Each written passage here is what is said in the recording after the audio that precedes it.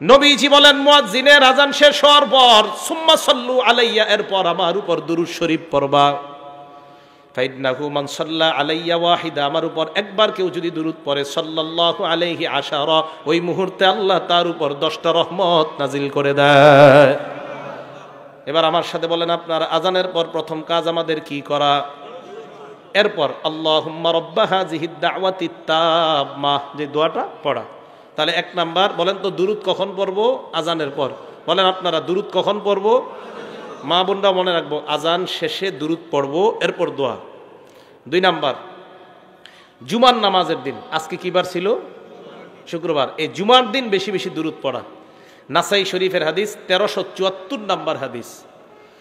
ক্বালা রাসূলুল্লাহি সাল্লাল্লাহু আলাইহি ওয়াসাল্লাম, আল্লাহ নবী বলেন, ইন্না মিন আফযলি আইয়ামিকুম ইয়াউমাল জুমআ, মনে রাখবা তোমরা দিনের মধ্যে সবচেয়ে শ্রেষ্ঠ দিন হলো জুমার দিন। বলেন সুবহানাল্লাহ। বলেন তো আপনারা, 7 দিনের মধ্যে শ্রেষ্ঠ দিনটার নাম কি? জুমার দিন। নবীজি বলেন, ফিহি খুলিকা আদম, এই দিনে আদম আলাইহিস সালাতু ওয়াস সালামকে সৃষ্টি করা হয়েছে। অফিহি কুবিজা, আদম নবীকে এই দিনে দুনিয়া থেকে উঠায় নেওয়া হয়েছে। এবার আপনাদের কাছে জানতে চাই, বলেন তো আদম নবীর সৃষ্টি কি বারে? আদম নবীর ইন্তেকাল কি বারে? অফিহি আন-নাফাখা, শুক্রবার দিন ইসরাফিল সিংহায় ফু দিবে। অফিহি আস-সাইকা, শুক্রবার দিন কিয়ামতের ময়দান কায়েম হবে। তাহলে আপনারা বলেন তো, আদম নবীর সৃষ্টি কি বার? আদম নবীর ইন্তেকাল কি বার? সিংহায় ফু দেওয়া হবে কি বারে? কিয়ামত কায়েম হবে কি বারে? দেখছেন কত সুন্দর একটা জিনিস জানলেন। আদম নবীকে খলিকা ফিহি আদম, শুক্রবার দিন আদম নবীকে সৃষ্টি করা হয়েছে। এরপরে অফিহি কুবিজা, শুক্রবার দিন আদম নবীর জানটা নেওয়া হয়েছে। অফিহি আন-নাফাখা, শুক্রবার দিন সিংহায় ফু দেওয়া হবে।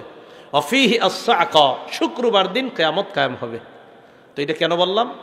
এবার নবীজি বলেন, শোনো তোমরা, এই শুক্রবার দিন তোমরা আমার উপর বেশি বেশি দুরূদ শরীফ পাঠ করবা। সাহাবাদেরকে আল্লাহ নবী বলেন, ফাইন্না সালাতাকুম মারুদাতুন আলাইয়া, আমার উম্মতের দল, তোমাদের দুরূদ আমার কাছে পেশ করা হয়। সাহাবারা বললেন, ইয়া রাসূলুল্লাহ কাইফা তু'রাদু সালাতুনা আলাইকা, আপনার কাছে কিভাবে দুরূদ পেশ করা হয়? ওয়াকাদ আরামতা, আপনারা ইন্তেকাল করবেন। হুজুর, ইন্তেকালের পরে আবার আপনার উপর দুরূদ কিভাবে যাবে? নবীজি বলেন, ইন্নাল্লাহা হাররামা আলাল আরদি আন তাকুলা আজসামাল আম্বিয়া, আল্লাহ জমিনের উপর হারাম করে দিয়েছেন, দুনিয়ার কোন নবীর দেহ জমিন খেতে পারবে না। সমস্ত নবীদের দেহ খাওয়া জমিনের উপর আল্লাহ হারাম করে দিয়েছেন। নবীদের দেহ মাটি খেতে পারে না। নবীদের ব্যাপারে আসছে, আল আম্বিয়া ও আহিয়াউন ফি কুবুরিহিম, নবীরা তাদের কবরের মধ্যে জীবিত, ইউসাল্লুনা, কবরে তারা সালাত আদায় করতেছে। তাহলে নবীজি সাল্লাল্লাহু আলাইহি সাল্লাম বলেন, দুরূদ পড়লেই আমার কাছে এটা পেশ করা হয়। এগুলো 2 নাম্বার। 1 নাম্বার কিসের পরে দুরূদ পড়া? আজানের পরে। 2 নাম্বার কি বারে? শুক্রবারে বেশি দিন দুরূদ। 3 নাম্বার, এই যে মজলিসে বসা, এই মজলিসের মধ্যে অন্তত একবার হলেও দুরূদ পড়তে হবে। তিরমিজি শরীফের হাদিস, হাদিস নাম্বার 3380 নাম্বার হাদিস, 3380। ক্বালা রাসূলুল্লাহি সাল্লাল্লাহু আলাইহি ওয়াসাল্লাম, আল্লাহ নবী বলেন, মা জালাসা কওমুন মাজলিসা, কোন সম্প্রদায় যখন কোন মজলিসের মধ্যে একত্রিত হয়ে যায়, ওয়ালাম ইয়াজকুরুল্লাহ, কিন্তু তারা যদি আল্লাহর নাম না নেয়।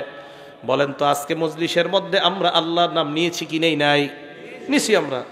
যদি তারা আল্লাহর নাম না নেয়, ওয়ালাম ইউসাল্লু আলা নাবিয়্যিহিম, নবীর উপর যদি তারা দুরূদ না পড়ে, ইল্লা কানা আলাইহিম তিরাতা, তাদের উপর আল্লাহর পক্ষ থেকে লাঞ্ছনা, বঞ্চনা, গজব। নাউজুবিল্লাহ। আমরা যদি আজকে এখানে আল্লাহর নাম না নিতাম, আমরা যদি দুরূদ না পড়তাম, তা আমাদের উপর আল্লাহর পক্ষ থেকে বঞ্চনা আসতো, গজব আসতো, আযাব আসতো। তাহলে আমরা দুরূদ পড়ছি না আজকে, এবং আমরা আল্লাহর নামও নিয়েছি। ফাইন শাআ আযাবাহুম, আল্লাহ চাইলে তাদেরকে শাস্তি দিবে, ওয়া ইন শাআ গফারা লাহুম, চাইলে তাদেরকে মাফ করে দিবে।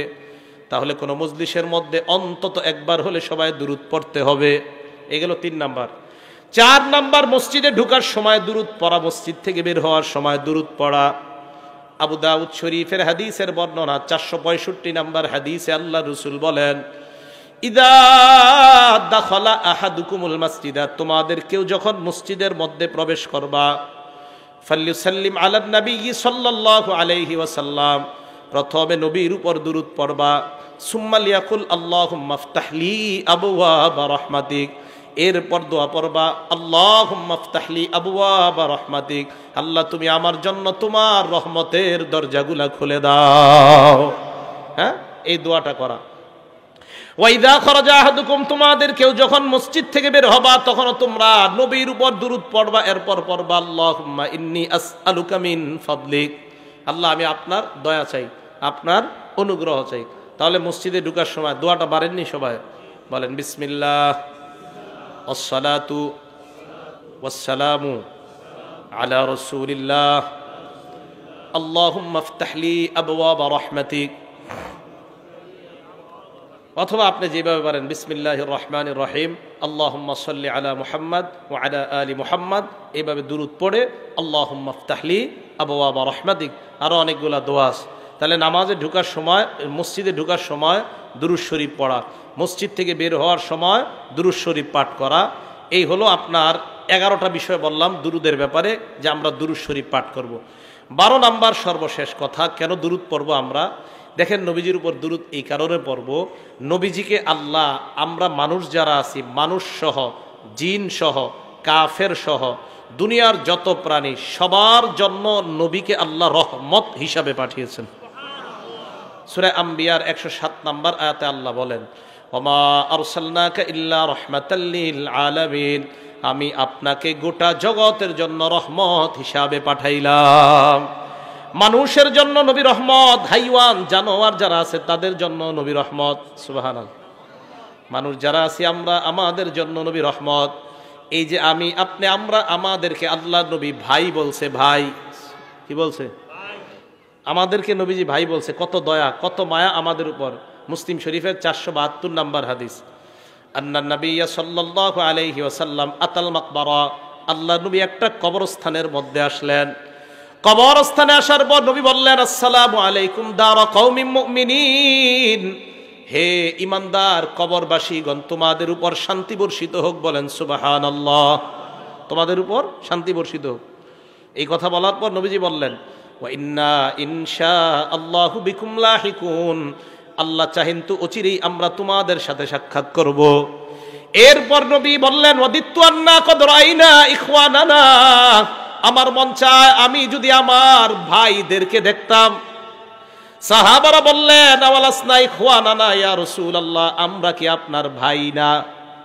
নবীজি কবরের দাঁড়ায় বলতেছে, ইস, আমি যদি আমার ভাইদেরকে দেখতাম। সাহাবারা বললেন, হুজুর আমরা কি আপনার ভাই না? নবীজি বললেন, আনতুম আসহাবি, তোমরা আমার সাহাবা। সুবহানাল্লাহ।